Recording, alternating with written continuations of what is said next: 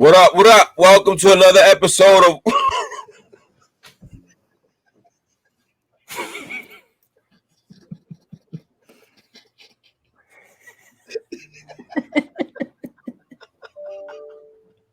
Welcome to another episode of What's the Word podcast. Your boy DYCKMAN Drew. Bob Bayless, aka FOH. What's good, the big homie? How you doing, man? How you doing this on this nice sunny day? How you doing?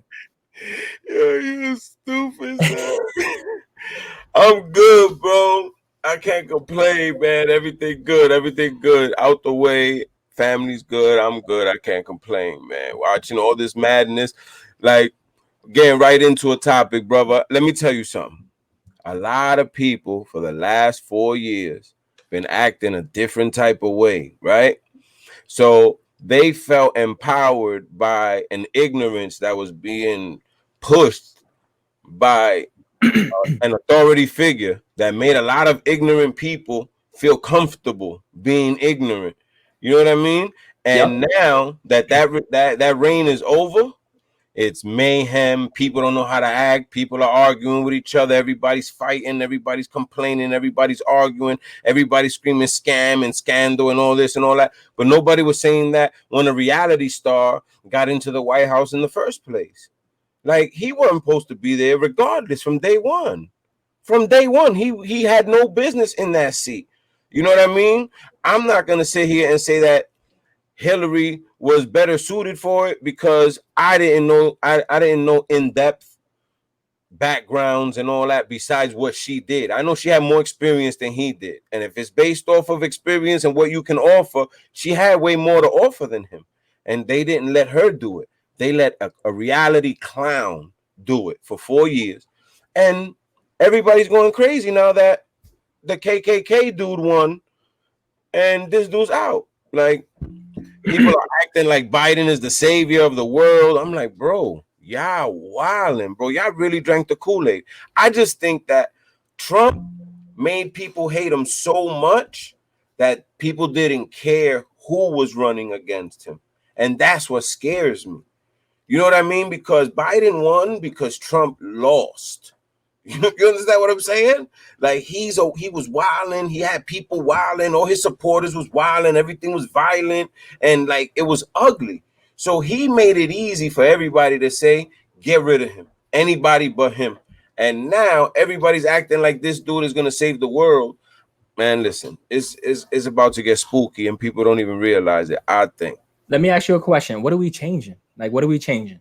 We took the racist ball away from one dude and handed it over to the next dude who pretty much had the credentials of everything that reads racism. Exactly. You know what I mean? I don't get it. At the end of the day, man, I'm gonna give this to Trump. When Trump became president, he straight up told everybody, I'm not a politician. Mm-hmm. I'm a business man and I'm a business leader, whatever that meant. Mm-hmm. He stuck to everything he did in this world except lead. So I could understand everybody's frustration on the leadership part, but what are we changing besides that? Like, what are we changing? Is it personal with the Democrats? You know what I mean? I don't understand. I just think that I just think that the fact that Biden would be a more serious person and more respected person, because remember, Trump was on Twitter arguing, trying to get at LeBron and talking about things he had no business talking about, like teams would win and not want to go to the White House. You feel me? Like, that's, you understand what I'm saying? Absolutely. It's 100%. It's not professional. You know what I mean? So he made himself that public enemy for a certain group of people, but there was another group of people that loved everything he did, bro, and like feel that he was like the savior. And they bring up numbers and stats and unemployment rates and stimulus checks and all. Like, they're bringing up all of this, right? That stimulus check did not say from Donald J. Trump, bro. You know what I'm saying? You know what I didn't even get one, yo. like that stimulus. I didn't see one stimulus check posted. I didn't see a stimulus check that said Donald J. Trump's. You know what I mean? He signed it because he's the president, but that didn't come from his bank. You understand what I'm saying? Like everybody's bugging. Like, oh, he gave back. Oh, listen, whatever, bro. I just know that he wasn't repping right, because if he would have kept his mouth shut and did everything else he did, I think he would have been in a Considered a way legend. better position for another 4 years. But he was just too reckless with it, and the people that support him were too reckless with it. They were doing too much, bro. Yeah, I'm gonna be real honest with you, man. I'm all for the drama. Like, I honestly, at the end of the day, I don't even care who wins, but I wouldn't even be mad if somehow the Democrats were cheating and they get caught. I'm all for the drama. I want the shit to go down. However, let me back up a little bit. You know, I don't mean it. I don't mean it in the sense of riots to happen, and you know, Yeah, that's what's gonna happen, bro. Not that situation. Happen. I don't know, bro. I really don't know, but I know that I know they're bracing for it now. I know in New Jersey, with the pandemic and with all the riots happening, they setting curfews at 9 and 10, and I'm a little bothered because I feel like it's gonna come this way with the pandemic and the riots and stuff like that. But anyway, let's move on, man. It's at the end of the day, it's who you're relatable to. If President Trump did things for you and your family, I get it. If you know that's what Biden's gonna do things for you and your family, I get it. That's what it comes down to. That's what it boils down to. Right. And I just want to tell I want to tell the public one thing. Like, you should not take it personal if your best friend votes for the opposite person that you vote for. Yeah, that got nothing to do with nothing. It's just life. That's still the same person that you grew up with. Exactly. And that's happening a lot. But anyway, but let me ask you a question, Brody. What you think about this? What you think about your well, you know, we were discussing it offline, but the top 25 DYCKMAN, I saw that little that gram you put up, and I saw the top 25 that made it, you know, all time at DYCKMAN. What do you where you going? Where you want to go with that? Like, you know, talk about it. Talk to me about it. Like, what do you know? What's all that about? I know you put it up on Instagram and you want to talk about it eventually. So talk about it. Well, you know, Ken Stevens, Mr. DYCKMAN basketball, that's my guy. You know what I mean? Like, that's my mentor. That's the big homie. That's my dude. So I invited him to come up here so we can discuss that list. So before he gets up here, I threw the list out in the air to see what kind of reaction I get and to see who's paying attention. So a lot of people felt that, you know, a lot of people felt away. A lot of people felt like, you know what, a lot of those names are just dudes because of their names. They didn't come out there and play 8 games, because a DYCKMAN summer's 8 games. And, you know, a lot of people were saying that there's a lot of people on that list that are there just because of their names. They wasn't out there playing a whole season and playoffs. You know what I mean? And a lot of people felt that there was people left off. But my thing is this. Were there people left off? Absolutely 100%. And even I'm sure that Kenny knows that. But what people don't understand is that list particularly was 25 because it was the 25th anniversary of DYCKMAN. Got it. That's why it was narrowed down to 25. Because honestly, if you're gonna do a top list for DYCKMAN basketball in the last 20 years, 30 years, 25 years, it gotta be at least a minimum of 50. 50 at least. I agree. A minimum of 50, like the NBA did, and the NBA left people off. And even with that, they're still gonna feel like there's people that were left off, but you have more of a chance of getting more people that were on, because I know a lot of people had a lot of problems with names that was up there. A lot of people, all in the comments, it was crazy. It was crazy in the comments. So basically, the amount of time DYCKMAN been going on, that list is too short for it. But we understand that they applied that list to the 25th anniversary. Just to review the criteria of that list, if there is any, I would have to suggest, like you said, the time they put in. What else would it be? The time that you put in, like, and I mean playing at least 6 games out of 8 in a playoff game, you know, or 7 games total a summer, time in and time out, putting that work in. And what else? Championships? Or I think what more than anything, what I personally feel is that's a combination of things. Popularity and what they meant to the tournament have a lot to do with it as well. You understand? Because, Makes for sense. example, I'll give you a perfect example. Shane, Future, Who Shot JR, right? They all won the championship. Shane and Future used to get that park like how Dominican Power got when Dominican Power was in their prime, how they used to fill Dyckman. That's how Shane and Future used to fill Dyckman. They came with Bone Collector, they came with I'll Be Right Back, but they had Who Shot JR. Who Shot JR won the championship in seniors and then MVP and then suited up in the same night and won the unlimited championship in MVP. So those three names generated so much for Dyckman in whatever time, for whatever time that team was in Dyckman, it was them. But Body in the Trunk was on that team. He's not on the top 25. You understand what I'm saying? So it's different, bro. It's different. Jay High from TMP. Put that work in. He got 4 rings, bro. But I think T2 got like 4 rings in Dyckman too. And I don't think he's on that list. And he put that work in too. He got the Team Nike. He got the Team Nike joint. And I think he might have won 3 out of the 4. Or maybe 4. But I know he won at least 2 or 3 with TMP. And he's not on the top 25 list. Kiki's not on the top 25 list. I'm not even talking about that. Like, you know what I mean? I don't, you know, so I don't know what the criteria is because I'm not going to sit here and nitpick and say, well, this person should be, that person shouldn't be. Everybody's up there because that's who they felt belonged up there. I can't tell them whether they're right or wrong. That's not my list. Right. Will my top 25 be those 25 players? No. But that I'm nobody to say that list is faulted or not faulted. One, I'm not a ball player, so I can't argue that list because I can't come out here and say I belong on the top 25 list. I played seniors for 3 years. That was it. Like, you know what I'm saying? So right.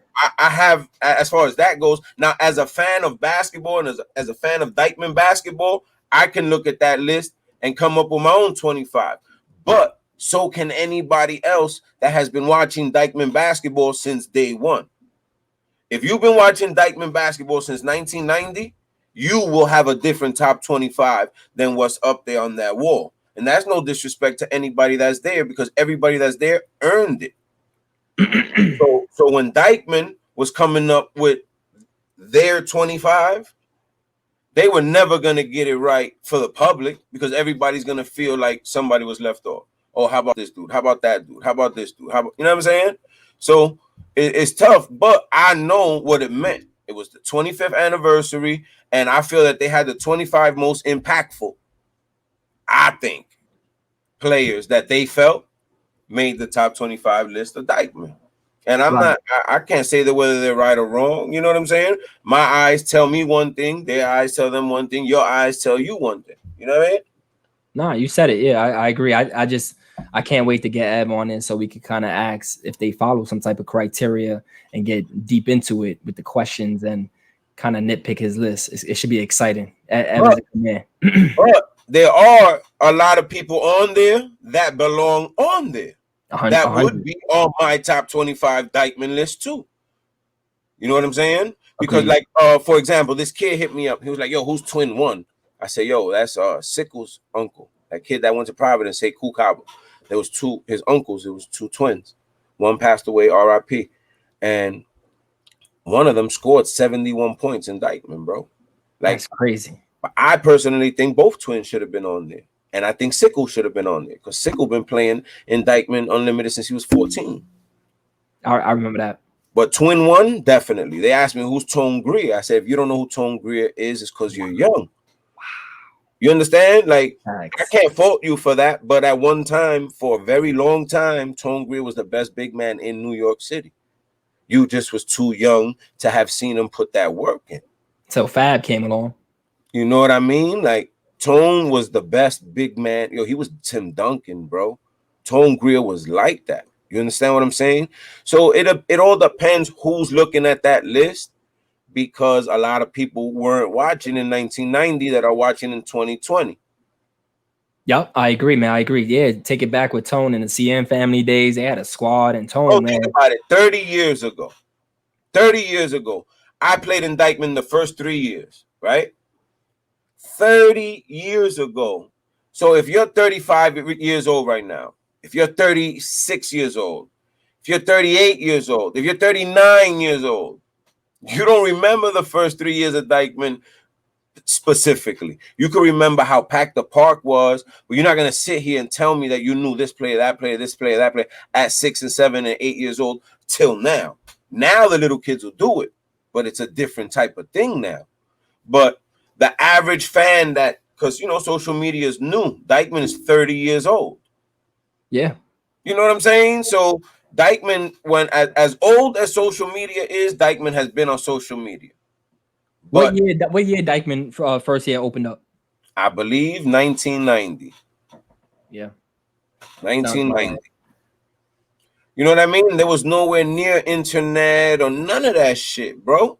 So a lot of the kids and a lot of the dudes that are in their 30s right now can't go back past 20 years, 25, if that. But there was 5 years before that there was all killers in Dyckman. 6, 7, 8 teams of killers, bro. Killers, yep. Straight killers that nobody ever will talk about again. That's why I'm glad Tone Greer was up there, Twin was up there. You know what I mean? Like that's they deserve that. But I want to talk to Ev. I want to ask him what went into that. You know what the criteria was, and you know what was expected of you as a ball player, because you got 3 people from one team, but you don't have one of the other main players on that team. You know what I mean? Like Body in the Trunk, bro. Body in the Trunk was a major reason why Future and them won. Right, and then there was guys on that list where I felt like they were under the wrong team. I think one player because he won 2 championships. Maniac, Ralph. Maniac, right. He won 2 chips with Land and Water, if I'm not mistaken, and he had a major role on the Land and Water team. Like he was a major reason why. Oh, they played in the chip. I remember. Yeah, that's how I remember Maniac. And then years later, we played against him in DP, and I remember him with his red uniform. His role was a lot. He was different. You know, it wasn't. You know what I mean? It wasn't the same role. But when he was with Land and Water, if they put him up there with Land and Water, I'm like, oh shit, he was getting to it, boy. He was a bucket. He was a bucket when he played in I believe it was 2 chips. I know one for sure versus y'all, but I'm almost positive they won 2 chips in Dyckman. Yo, let me ask you this. I'm gonna throw a quick curveball. I'm sorry. It's on top of my head. I don't want to forget. Who's the best player you ever saw or seen in Dyckman? Your best player that you ever you just can't get over that you saw play in Dyckman. The best player I ever saw in Dyckman. I mean, it depends, bro, because Dyckman is Dyckman is this thing. This is the thing about Dyckman, right? Dyckman is running time. So everybody that goes uptown and brings a crew with them, it's hard to say that one person is the best player, because in Dyckman, everybody don't get a chance to get 30, bro. There's not enough time. You know, so there's dudes that I seen dominate, but it's like I know that there was better ball players. Okay, you understand what I'm saying? So let me downwash the question. What was the best? Who gave you the best performance playing in Dyckman? That one player that, whenever you ask that question, boom, you say that name. All right, I'll give you about 5. I'll give you about 5. Right? All right. Sat in the chip. Sat and Muggs in the chip versus Dominican Power versus Kareem Reed and them. That performance by them two, like Sat is a GOAT, you know what I mean? But that day, him and Muggs, that was different. That was different. Your man Alan Ray one time. Ooh. Bro. Alan Ray, 54. Yo, Alan Ray, I was like, yo, this little kid is going to the NBA like next week, son. And then the following week, your man Kurt Stinson. Yeah, I remember. Watch me go to work. Yo, fam, them two, and then nobody can deny. See, like, all right, the best player in Dyckman. I'm not gonna say the best player in Dyckman. The person to me that put in the most work in Dyckman has to be Adri. He just didn't win hella chips. He won the chip with Team Nike. But every year that he played with the young ones, it was 35s, 30s, 40s, 30, 35s, 40s, 30, 35, 40s, 30, 35, 40s. Shit. Every fucking game. Every single game. You know what I mean? Yep. And were there better players than Adri that participated in Dyckman? Absolutely. There was NBA dudes that played in Dyckman. You know what I mean? Ron Artest played in Dyckman. You know, Kev Morris and David Seals, the Enigma. He was a killer, bro. Like 1 million people played in Dyckman. But Adri's run in Dyckman was legendary.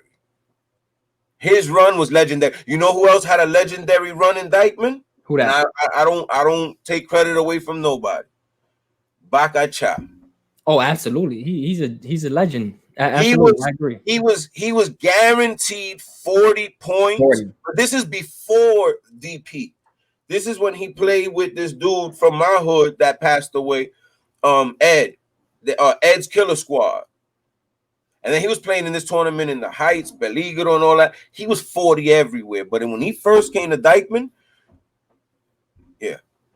Nah, he was a problem. He would have 40 and you wouldn't even notice. By the time we got to them in the chip, by the time we matched up with them in the chip, his role wasn't the same on that team that showed up. Because remember, it was Cisco, it was the Greer brothers, it was Flores. You know what I mean? It was all the apes, Strick, Remo. So there was really no space for him to get on. That's no disrespect to him, but who were you gonna sit for him at that time? You understand? All these dudes was in their 20s still, early 30s, if that. You know what I mean? Right. You know what I'm saying? But before they didn't start bringing like good players. I remember the first year Team Dynasty got into it and we scrimmaged them. They didn't have good players. They used to just have the regular, core, the Flasher, Lucesa, and what's crazy is that for Bakacha to get 40 with that crew, and they have Flores, and we got him out of here. That when Lou would come to those games when he had to. But what I'm trying to say is like the everyday team in the beginning was a bunch of nobodies with the Splasher. They weren't nobodies. They just weren't people that the basketball world knew. In the Dominican basketball community, they was known because they had been together for years. Like the dude in the in the backcourt that used to be with him. I know he's a little light skinned dude. Yeah, he could shoot. Nobody will think of picking him up, and he was serious. He played hella defense, bro. He was the perfect backcourt for Bakacha because he did all the extra energy shit, and they let Bakacha get buckets. His mid range was not missing for about 5 years. They had that chemistry. They played well together. I yeah. So like there was a lot of people that had Bone Collector. Bone Collector had a nice run. Who Shot JR had arguably 2 years, one of the best runs in Dyckman.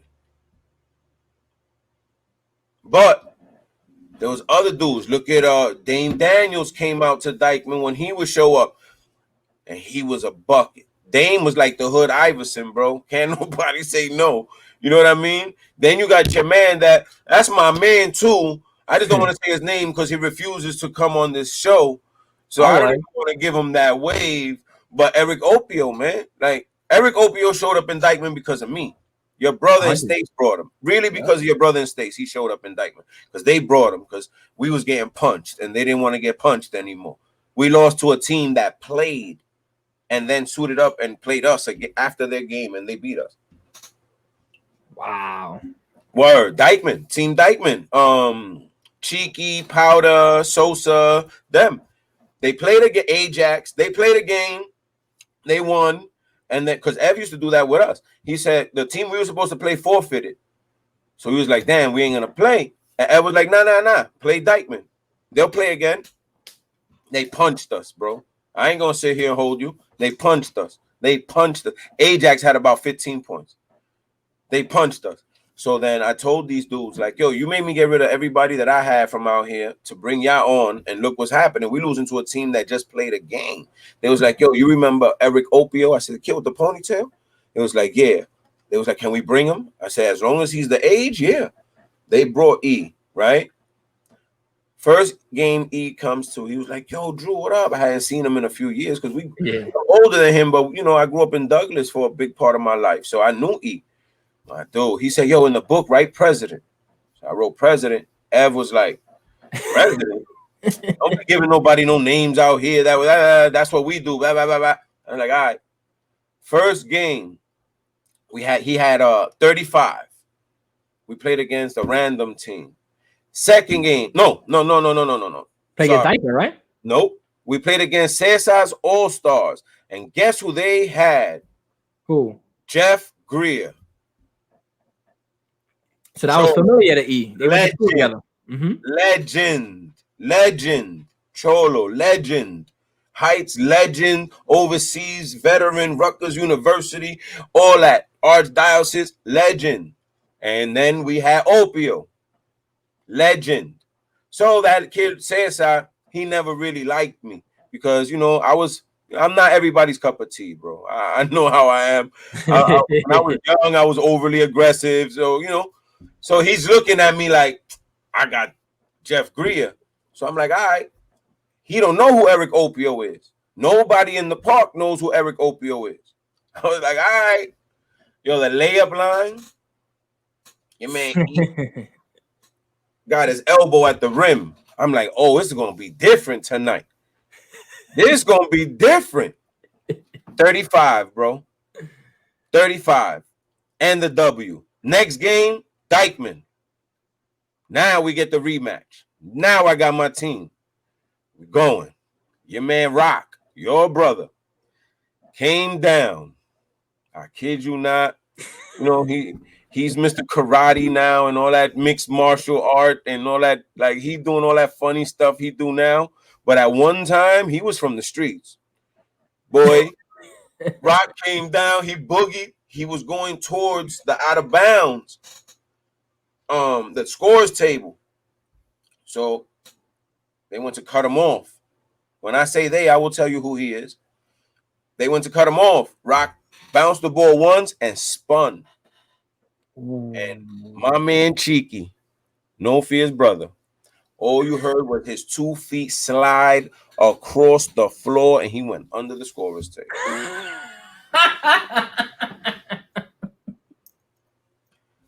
He came down, passed the ball.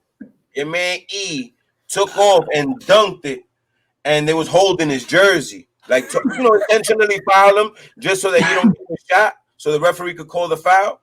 The dude grabbed his shirt, simple foul. E took off anyway. He dunked the ball, and his shirt was still in homie's hand. He didn't wear a shirt. He dunked it. Then we played against Marble Hill. They has punched us by like 30. E wasn't there. We up 50 points with like 4 or 5 minutes to go in the game, bro. Running time, bro. So we was on our way to the chip. Like, that chip was mine that year. That chip was mine. It was Rock, Stace, E, Silvio. And I was supposed to have this kid, Alex, from my hood. They call him Jump Shot Al. He used to go to Kennedy. He was supposed to play with us. He was a bucket. He was a super religious kid. And still to this day, he's a religious man. And, you know, he had a lot of restrictions on when he could be outside. So he didn't, you know, it didn't work out. But with him on that team, it would have been like having the Splash Brothers, bro. Because his jump shot was as good as anybody in New York City at the time. He was playing at Kennedy. Did you guys win it that year? Bro, huh? Did you guys win it that year? Listen, we going to the we in the playoffs. We smacking everybody. We going to the chip. All the equipment got stolen. Ooh. All the equipment got stolen. Tournament canceled. Y'all found out who stole it or not? Nah, I don't. That wasn't none of my business, bro. I'm coaching a team of 17-year-old kids. I'm not. I don't know who's breaking in. No, I don't even know where the stuff was was being stored for me to know how to break in, or somebody broke in, somebody stole all the audio equipment, the table, the books, and everything. I'm calling it now. DYCKMAN. Who y'all was playing in the championship? Who y'all? Bro, I would have had 7 rings. Who y'all was gonna play? Y'all was gonna play DYCKMAN in the championship? Either DYCKMAN or Marble Hill. Those were the 2 best teams. So they didn't play their semifinal. So y'all didn't know yet who y'all were gonna play. Nah, like they didn't. Okay. Not at all. Let me ask you something, bro. What's up? What do you think about what Isaiah Thomas said? He's bugging. Did you see? Wait, first of all, did you see what Isaiah Thomas said? Yeah, I believe I sent you the clip. Did I not send you the clip, or you saw it on your own? I don't remember. I saw it on my own, and you sent me the clip. But I saw the clip first when you sent it to me. Then that's when I started doing my digging and research. But Isaiah Thomas is bugging, bro. At the end of the day, the way he used dominant over Jordan is not the way he explains it. Well, the way you should the definition of dominant is not the way he explained it.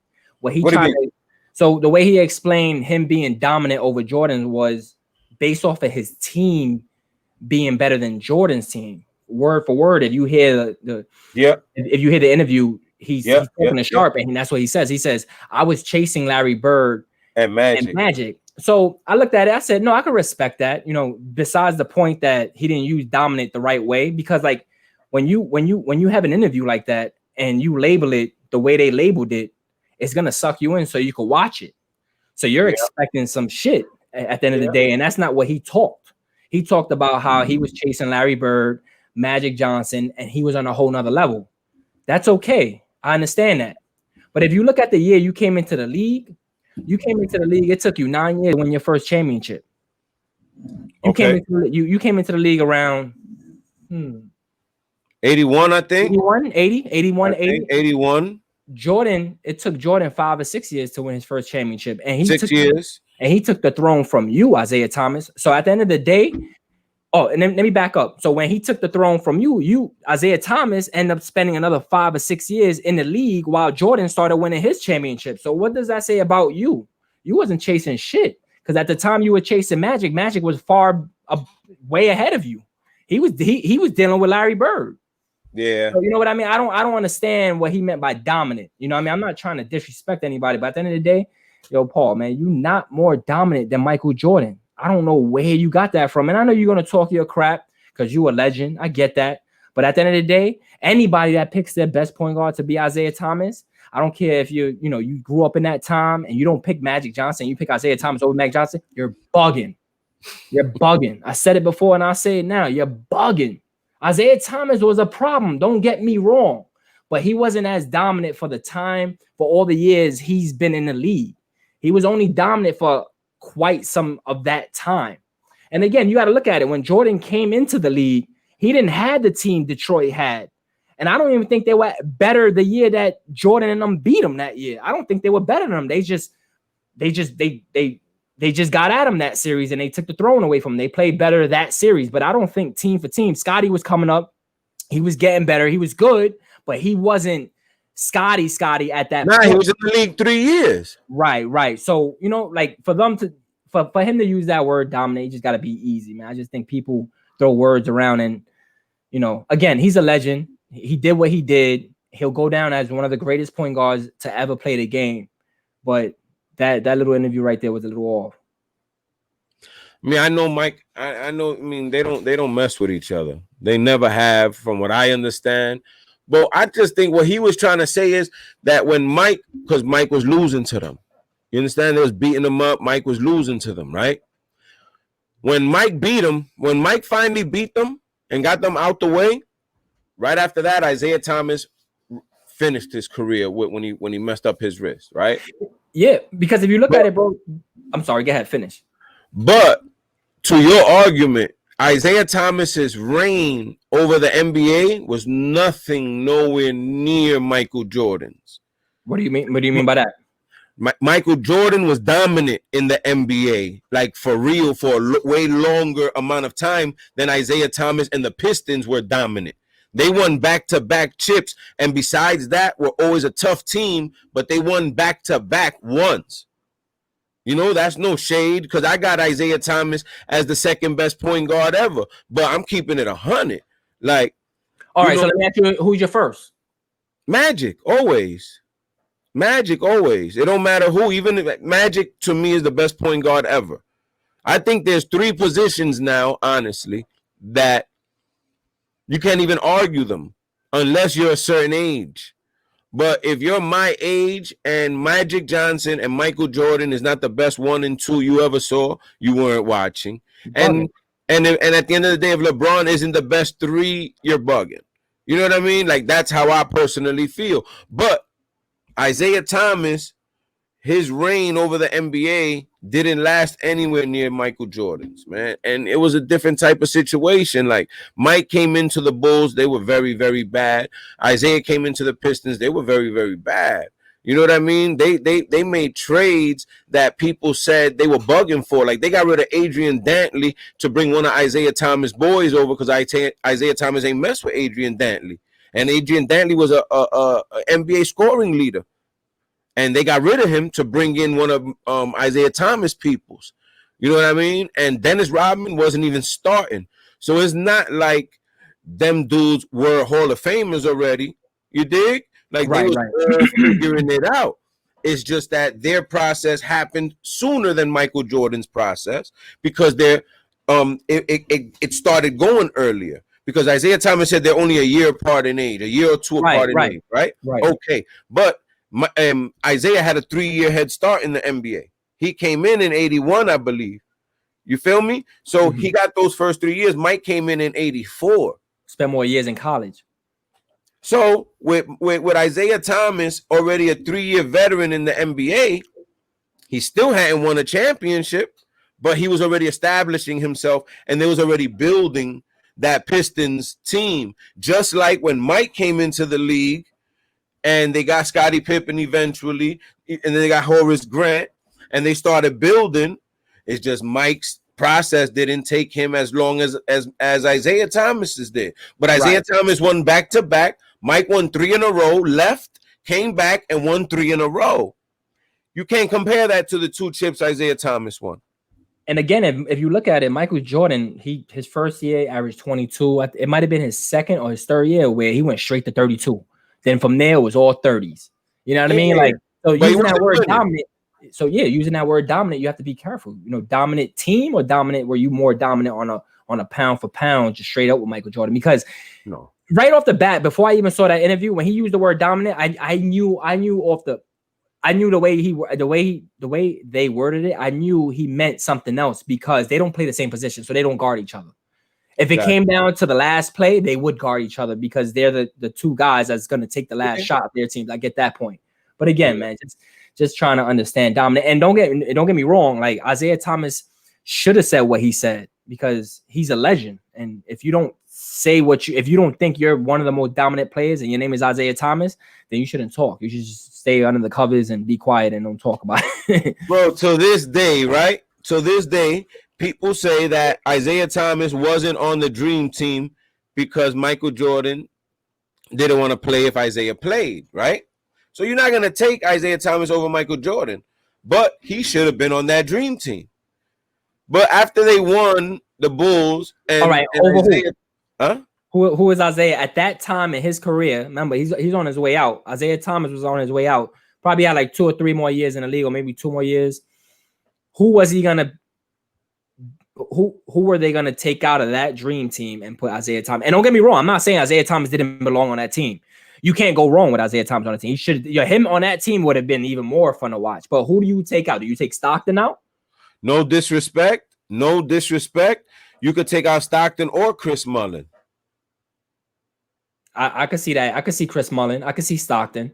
And not to say that Isaiah Thomas, well, I got Isaiah behind Magic when it comes to point guards, but you could take Stockton or Chris Mullin out. And just like Shaq should have been there. But because of the college career Christian Laettner had, that's the only reason he was on that team, because that's when they had to take a college player.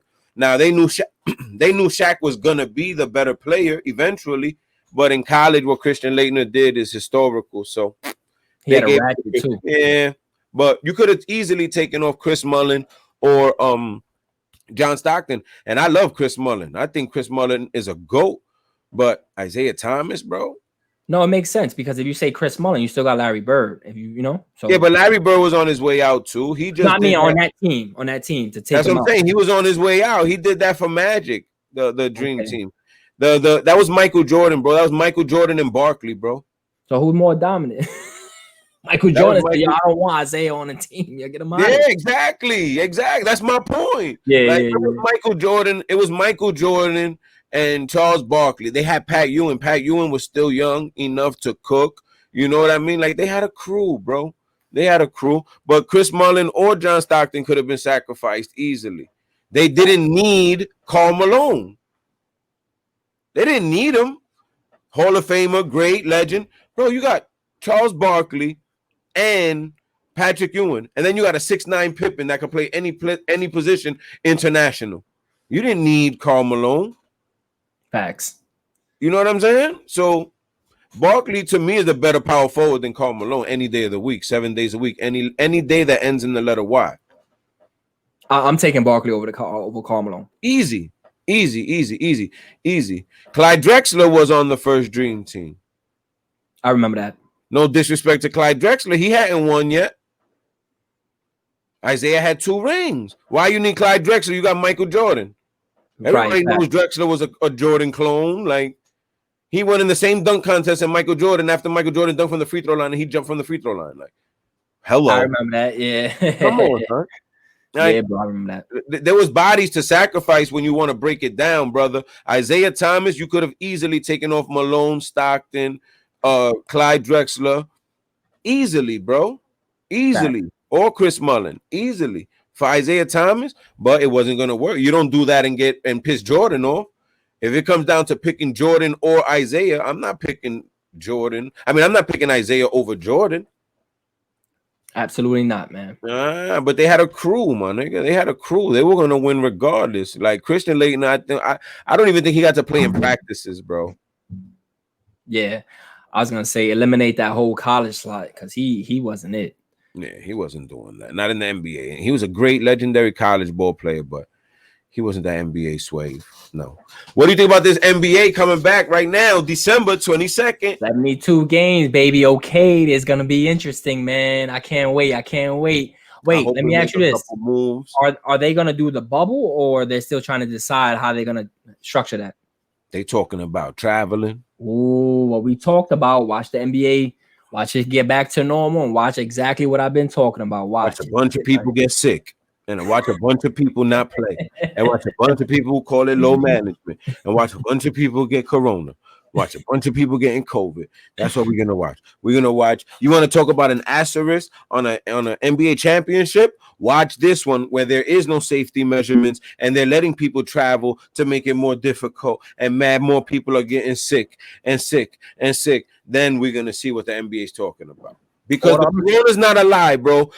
My cousin, that's a few years older than me, a couple years older than me. He just got it. God bless him. He's strong. He told me he good. You know what I mean? But the body aches is fucking with him and all that. But that he's good. But it's there. It's there. My mom's cousin, R.I.P., passed away from it. You know, we know people that have lost family members to it. Yep. I know a kid that lost his moms to it. It's real. So, you know, everybody's real comfortable. My man even told me the other day, yo, I was outside with no mask on summer. I'm good. I'm like, yo, God bless you. I love you, baby, bro. But I'm not boasting, bro. I'm not boasting. And then a week later, my cousin gets it. Like, nah, man. Like, that's crazy, bro. Yeah, I've been moving so militant with that, bro. Like, I'm not slacking. I can't afford to. My son will be a year old this month. I'm gonna enjoy that. Like, yeah, man. Somebody got it in my job. But December 22nd, they're gonna get back to it. Now, I want to know where these ball players are gonna wind up, because regardless, I got my Lakers. I don't care what Brooklyn's talking about. I don't care what Golden State is talking about. I don't care what the Clippers are talking about. I don't care what Denver's talking about. I don't care what nobody's talking about. I got my Lakers. So, what's the word with what's going on? Because you told me something about Chris Paul and Phoenix. Why? Makes no sense, you know. And I'm a big Chris Paul fan. You already know, homie. But it makes no sense if Phoenix is trying to win a lot of games during the season and not win championships. Then you're gonna go with Chris Booker is Paul. a bucket, but they good over there. Say that again. Booker, they got No, but a stud over there. Right, but what I'm trying to say is, why you're giving Chris Paul to Booker? Does he really need a Chris Paul to win a championship? That's not it. No, You need to. So you got Guyton, right? Aiton, the big man, AJ Guyton, right? Yeah. So he's a monster. Don't get me wrong. He's gonna be the future if everything turns out well and he continues to get better and stays healthy. Then you got your Booker, you got your wingman, you got your scorer, you got your whatever you want to call him, your Kobe Bryant, whatever you want to call him, right? But why would you go in with a guard that's been in the league for 16 years? Booker's young, Guyton's young. You're going with a 16. Booker's not a point guard though. Booker's not. I get that, but why not add another wing player or somebody that could help with the scoring? And you got all these point guards on that team that are either rookies or young, and just grow from there. Like, why are you gonna go with a 16-year vet who's been hurt, who's actually been hurt in under circumstances where they're in the playoffs? Go back to the Rockets where they lost that game 7 and he wasn't able to play. If he played, it would have been a different game. They probably would have beat who they played. Won. Golden State, and they would have went to, you know. But at the end of the day, you can't. He got at least like what? I don't even want to say 4 more years. He might have like 2 more years, good years under his belt if he stays healthy. And those 2 years, he ain't gonna lead him to a championship. Chris Paul is not at that level in his career to do that with a team with Phoenix. Now, don't get me wrong. You send him to the Lakers, you send him to a team like the Clippers, they have more of a chance because he is not that dude. We talked about this before. He's gonna be the dude that's just gonna set the offense up, make shit work, and that's all he needs. But Phoenix is gonna be asking for a little bit more. You know what I mean? Like, you got Devin, Guyton, and then who's your next player? Oh, it's Chris Paul. You know what I mean? You need that other player, and maybe Chris Paul. If you can get another player, scorer, and Chris Paul, which probably can't happen, I would agree with it. But I don't agree with Paul going to Phoenix, especially on both sides. You know, personally, from his perspective, and also from the Phoenix Suns. Like, what are you doing? Are you going to pick up an expensive contract? You're probably going to win a little bit more games, maybe make it into the playoffs with Chris Paul, because you're just getting Chris Paul. You're not getting anybody else, and that's all you're going to be. That's all success is going to happen in Phoenix if they go that route. I disagree. I don't agree because everywhere Chris Paul goes, he makes everybody better and they win games. Now, I don't think Chris Paul is the answer for them to win a championship. I agree with you. But you put Chris Paul on that team and them bigs get way better. Booker gets easier shots. They're a better team. He makes them better. I don't think he's the answer for them to win a championship. He's owed like $44 million. You know what I'm saying? For one season. So I agree with you in the sense that I don't see it making sense.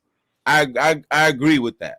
But I don't take nothing away from what Chris Paul did with OKC last year. Stay there. That's what I'm saying. If you're gonna switch teams, it's the same. Listen, bro, it's a bunch of young kids. He got less in OKC than what's in Phoenix, and they was a game or 2 away from advancing in the playoffs. That's what I'm saying. Like, if you're gonna switch from that team to Phoenix on thinking if you're Chris Paul, just stay with OKC. No, but you're all you're gonna do is gonna win maybe 10 more games with Phoenix and lose in the playoffs. Where you made the play. I'm not disagreeing with that. Like I said, I don't think it makes them a championship contender, but it does work for both sides. Because if he goes to Phoenix, he's with another all-star player. You know what I mean? And then he could work with those young athletic bigs because he teaches them how to get the ball. He teaches them how to finish. He teaches them how to catch. He gives them the ball where they need the ball. So I think, again, I don't think it makes sense for the Suns to do it, but I could see why Chris Paul would do it because no disrespect. Name me the starting 5 from OKC. Yo, you said no disrespect to me because I don't know the starting five for OKC. But I can't that's even what I'm pronounce the saying. name. That's what I'm saying. Now you put him in Phoenix, you already know. You already got Guyton and Booker. And Booker. And maybe when we really think hard, we probably could cough up another name. I agree. You understand what I'm saying? So Facts. he gets to play with Booker. Booker makes Chris Paul's responsibility list less. Chris Paul don't got to get the bucket now. He don't got to take the last shot.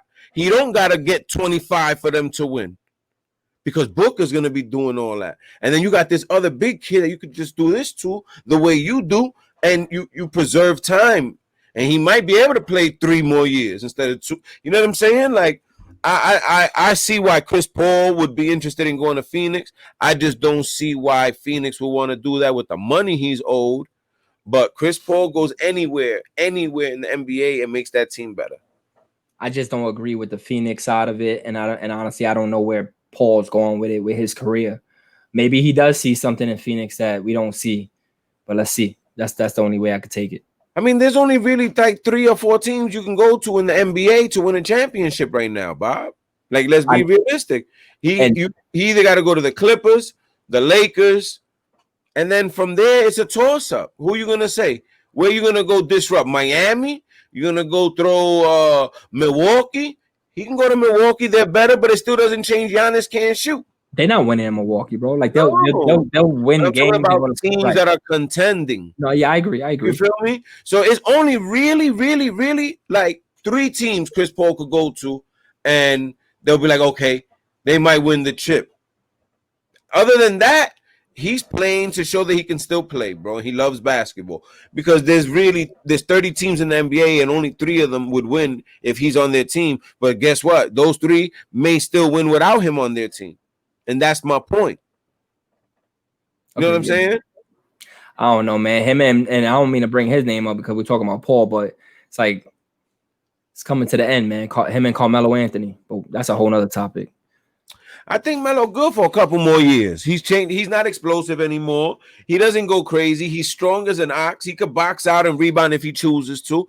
He still makes the mid-range, still can hit open threes, still makes free throws.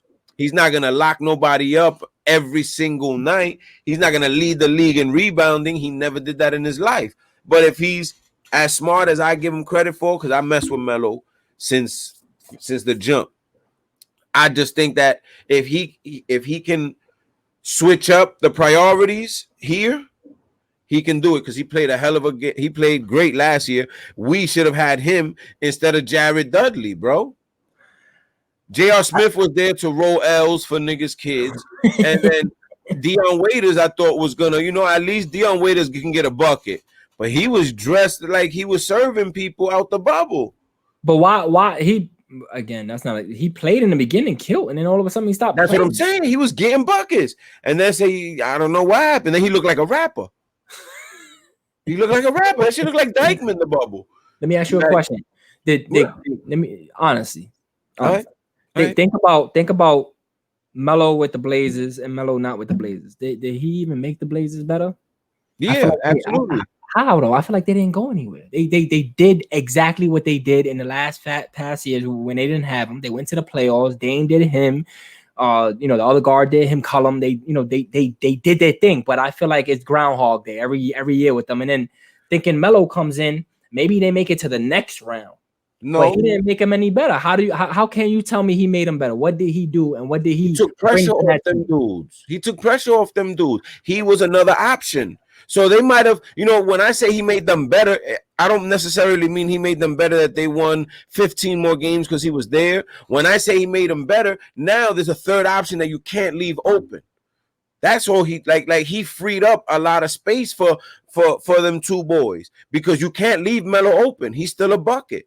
You know what I mean? So in that aspect of basketball, I think he made them better. Now, I don't think that there was anybody in the NBA that was available that you put on Portland that was going to take them to the next step because they weren't they're not a top 3 team in the West, bro.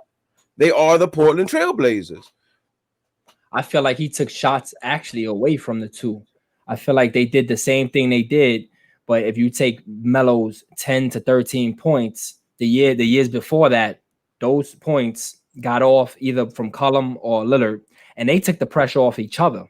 But I could see it a little tiny bit. Maybe that corner, Melo being in that That's corner, what I'm that helped out a saying. lot. That's what I'm saying. I'm not saying like he's a third splash brother at this point in his career, but he's somebody that you gotta respect. Right. You know what I mean? He's somebody you can't just leave open like he's Jared Dudley. You know what I'm saying? Like, oh, because Jared Dudley will even make a three if you leave him open. You know what I'm saying? So that's Carmelo Anthony. I don't know how Regardless whether he's prime Melo or hoodie Melo or on his way out Melo, that's Melo, bro. You gotta respect it. You gotta respect it. Like I wish Melo would have been on the Lakers. I just don't think he was a difference with the Blazers. Not a drastic difference to where drastic. No, I didn't say that. And they did the same thing when he wasn't there. They made it to the playoffs, maybe second round, and that's it. They lost. Like I just feel like Melo was there to take them from here, maybe not the championship, but a little closer, and then they work from there. But again, who did they lose to? Who did they lose to in the playoffs this year? They lost to was it Denver? Denver played Utah. The bubble got me thrown off. Bob, didn't they play to the Lakers, Bob? Yeah, they played the Lakers. Yeah, they played the Lakers. They swept them. Come on, son. They won one game maybe, or they probably swept them. Come on, son. What were they gonna do? Like Melo or no Melo? They're not doing that. They're not doing that. I don't know, bro. On paper, if you look at the Blazers would look like the 2 5s would look like they even out on paper. 100%. The Lakers play phenomenal in the playoffs. They end exactly. Up, you got guys like Caruso and that other dude that just they popped. They did their thing. Yeah. That's what I'm saying. Like they lost to the Lakers, fam. Like they didn't lose to Utah in the first round. No disrespect. I get it. You know what I mean? They lost to the NBA champions. Right. Like, there was nothing they were gonna do to win that series. Facts. You know what I'm saying? So I don't know. I just want to see how this season is gonna be. With everybody healthy, I want to see where people wind up. I want to see what we got to, because we got to do some things, bro. The Lakers got to do some things. They actually have to do some things, bro. They're talking about if the Blazers don't sign Melo, the Lakers is gonna go after them. I wouldn't be mad at that. But why so? Like, why couldn't you do it last year? But whatever. Listen, why didn't anybody sign Melo last year? I just think that the NBA was trying to teach him a lesson. I think that's whack. Because Melo, there's no reason why Melo shouldn't have been on the team last year, bro. I just think that they do personal shit at that high-ass level that we know nothing about. Because there's no reason why, and that's no shade to none of the people, because to be in the NBA, you got to be hella good anyway. But there's a lot of dudes that we saw suit up in the NBA that weren't better than Carmelo Anthony. You know what I mean? I respect everybody in the NBA. I say Jared Dudley because his role was so minuscule and has been so minuscule on all the teams he's played on for the last few years. He's an energy, defensive, good teammate, get you going guy. He don't produce though. You understand? So you're gonna tell me that spot right there couldn't be Carmelo Anthony's, even if he's only coming off the bench to give us 10, 12 points, 4 or 5 rebounds. You know what I mean? That's help. That's good money. And that's Carmelo. So every now and then you're gonna get a 20, 25 from him. See, that's the thing. They look at Dudley and they go, he's cheap, and he could probably do the same Melo thing. Ain't got no bread, bro. But he ain't making as much as Melo. Well, there's 100,000 more. Bread, bro. I think Melo played for probably the same thing Dudley get. Like he ain't get no crazy paper at all. Right, but I wouldn't say the same as Dudley. I have to check that out. Yeah, I mean, I'm almost convinced that Carmelo did that for like close to no paper compared to what they get paid. Close to no paper, bro. Close to no paper. Like there's no reason why Carmelo Anthony had to wait that long to get on the NBA team, bro. At all. But it is what it is. That's what happens. But I wouldn't be mad we get Melo next year. We got to clean house and we got to get rid of a bunch of people. I say keep Danny Green. Even though he did what he did in the playoffs, so what? He's proven. Like, keep Danny Green. Keep the bigs. You know what I mean? Dwight Howard might leave. Keep JaVale McGee. You know what I'm saying? I don't see what J.R. Smith. I don't see it. You know what I mean? I agree. See it. If you're not gonna play Dion Waiters, let him go because Dion Waiters is still a bucket. Let him go get a bucket somewhere. You know what I Fact. mean? Fact. Or put him on the floor and let him get them buckets. Because Yep. they gave a lot of green light to Caruso. Heavy, bro. And then Why? remember, Avery Bradley wasn't there either. Remember, we have Avery Bradley. He just refused to go to the bubble. Avery Bradley, bro, defense. Yeah. Yeah, son. So, they got to make decisions, but I just think that they got to get position players that can help LeBron not have to go ham and just do a lot of this. Just make open shots because he's always going to try to make the best basketball play. Know what I mean? Yep. So, pretty much, I just want to see this NBA season. I've been watching football. Everybody's getting hurt. Like, I don't know, man. Like, I can't get into it no more, bro. NFL, so much stuff happening with everything and all the scandals and people cheating and all this and all that. Like, that shit is like a soap opera, my nigga. They're Like, falling like flies too. Everyone's getting pandemic, COVID. It's crazy. Cam Newton is in New England, and they not looking like they was with Tom Brady. So everybody says that it was the only reason why Brady looked like that was because of the system. Then Brady is over there. He's not looking like he did at New England, but he don't have the New England team that he had. You know what I mean? Like everybody's gonna argue something. Like it's a movie. He just got Antonio Brown. Let's see what they do. Like, I got him on my fantasy, baby. You got to show up this week. Brown, baby. It's a movie, but the dispensary over here is lit. Super duper. I hear you.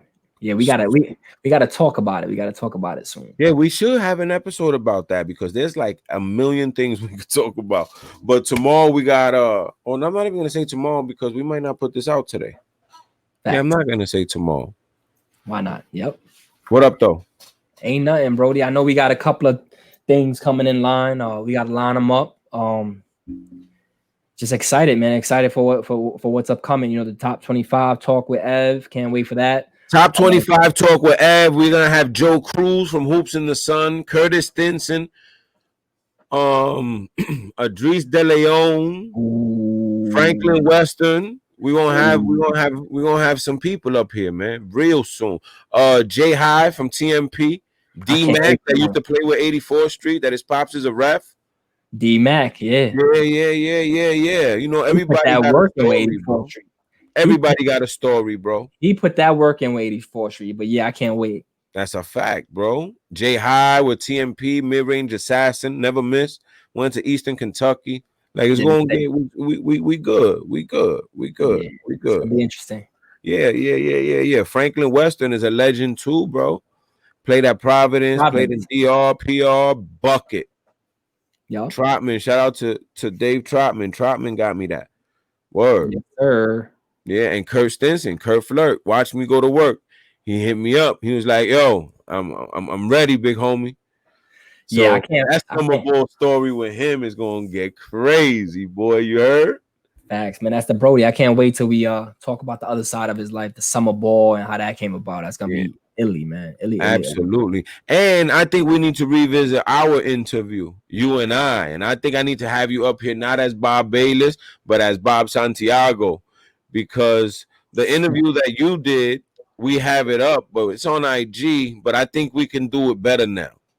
Because I think you're a lot more comfortable on camera. You'll be more fluid. Like I think that's something that we got to do too, because you did your numbers, bro, and you came up in an era where you had to be nice, and if you wasn't nice, you was out of here, and there wasn't a million Spanish kids that was playing where they needed to play, because you had to be a certain type of nice to play in these places, and you was one of them kids that was always in these places.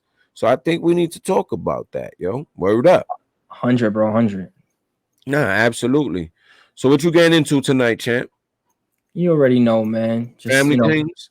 Yeah, reviewing the day, see how we could get better for tomorrow. Chill with the kids, go through the process, put them to sleep, and just lay back for the night, man. All right, so say less, brother. We wrapping it up. We wrap it up. Thank you for tuning in to another episode of What's the Word podcast. Your boy DYCKMAN Drew. Bob Bayless at you, aka. Oh, you got the rings and tings on. I don't know what. Oh. 40-0, 40-0. Nigga, you don't really know about it. Yo, Bob, you a fool, man. I'm out of here, bro. Yo, one love.